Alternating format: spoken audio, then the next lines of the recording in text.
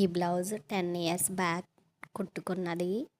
ఇప్పుడు స్టోన్స్ అవన్నీ ఊడిపోయినాయి. Stone lines అవన్నీ తీసేసి కొత్తగా మళ్ళీ అంటించాను. చూడండి, స్టోన్ లైన్ అది కూడా నలుపు వచ్చేసింది. అందుకే అది కూడా తీసేసి మళ్ళీ కొత్త స్టోన్ లైన్ అంటించాను.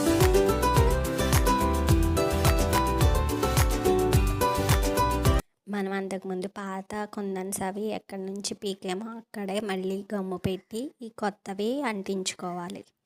అలాగే స్టోన్ లైన్ కూడా తీసాం కదా, అదే ప్లేస్లో మళ్ళీ స్టోన్ లైన్ అంటించుకోవాలి. ఆరిన తర్వాత తిరగేసి ఐరన్ చేసుకోవాలి.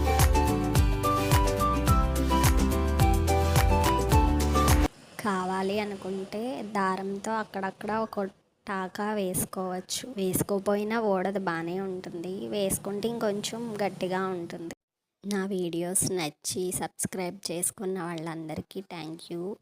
అలాగే చాలామంది సబ్స్క్రైబ్ చేయకుండానే చూస్తున్నారు కదా, వాళ్ళు కూడా సబ్స్క్రైబ్ చేసుకోండి ప్లీజ్.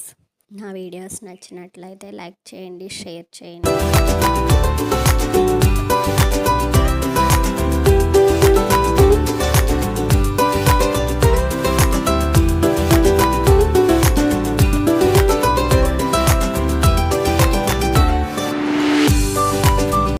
నెట్ క్లాత్తో మోచేయి వరకు కుట్టుకున్నా. అలాగే బ్లూ కలర్ది లోపల హాఫ్ హ్యాండ్ పెట్టుకున్నా.